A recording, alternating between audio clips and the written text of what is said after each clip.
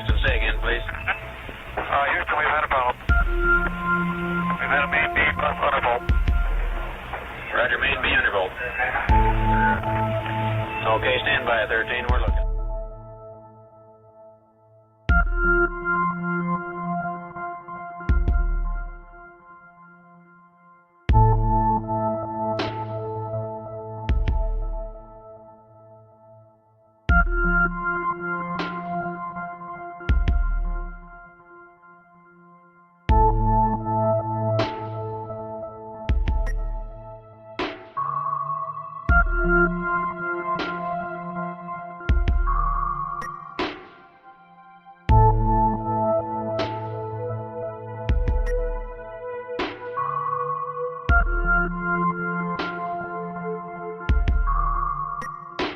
I think it looks so ridiculous and impossible. And you can tell it's real because it looks so fake, honestly. Like, we'd have way better CGI if it was fake.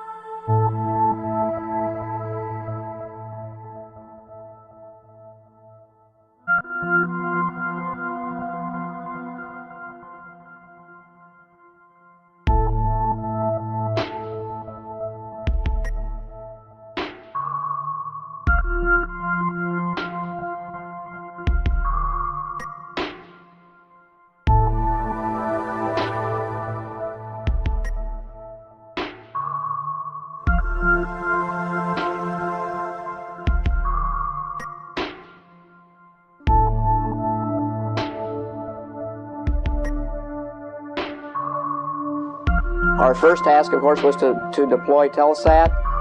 It was a nighttime deploy, and so this is a TV picture, nighttime TV picture.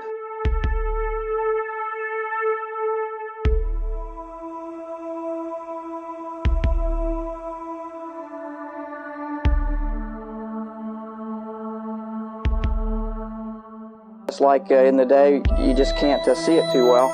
And in the pilot seat during this operation, sort of monitoring the motion of the vehicle, making sure that it was steady and that there were very few vibrations of any sort. Here's a picture of the INSAT actually being deployed from the spacecraft. You can see that the deploy went very smoothly. At the moment of deploy... Did you see it? In the background? There was a guy in the background, man. I'm not kidding you. You can't deny that that's someone in the background. There's a guy moving in the background. Here, watch it again. Watch it closely. I looked up, or I tried to look up the size of this rocket. I found this picture. You can see it's massive.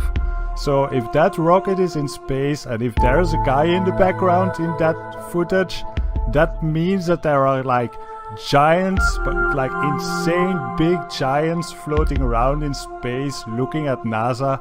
That's probably why they don't dare to go back to the moon and why they hide so much stuff. Space is full of giants.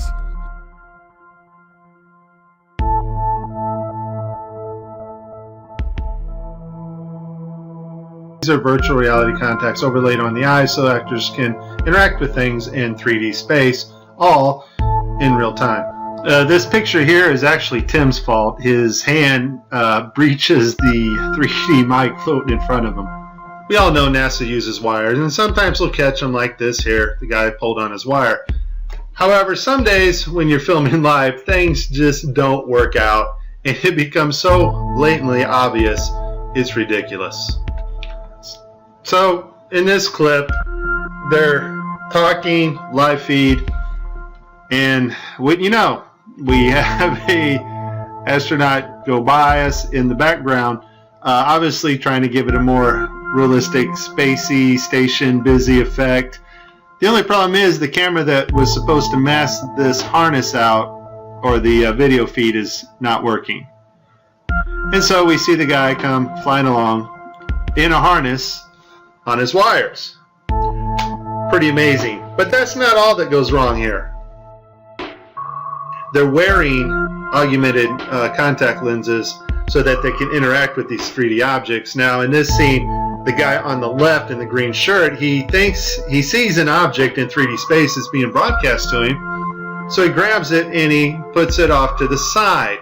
He's looking straight ahead because he's looking at an object rotating in front of him, but the video channel is down that is supposed to show the viewers what we're supposed to see, and so we don't actually get to see the object that he is seeing. And I would just sum this up as a very terrible, bad, horrible day for NASA doing live feeds. You have been warned. This is very serious stuff, and if you do not get it now, you won't get it later, because later you won't know the difference. Thank you very much again. Thank you for your time. Have a good flight and many more exciting experiments on the orbit. Thanks a lot.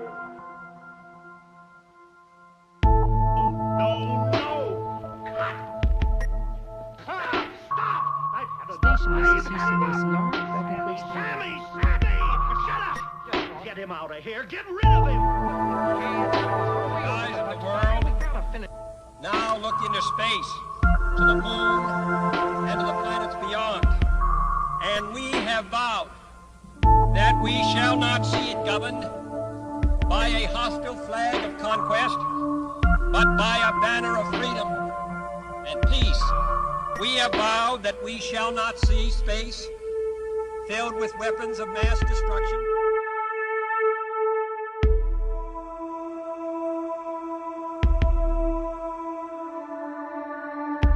I love it up here. Tonight, Commander Whitson making history with her record for any American.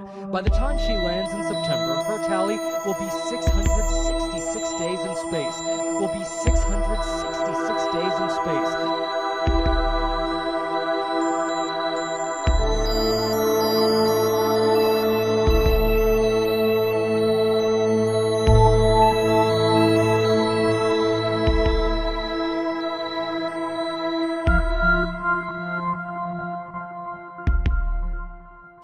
The greatest trick the devil ever pulled was convincing the world he didn't exist.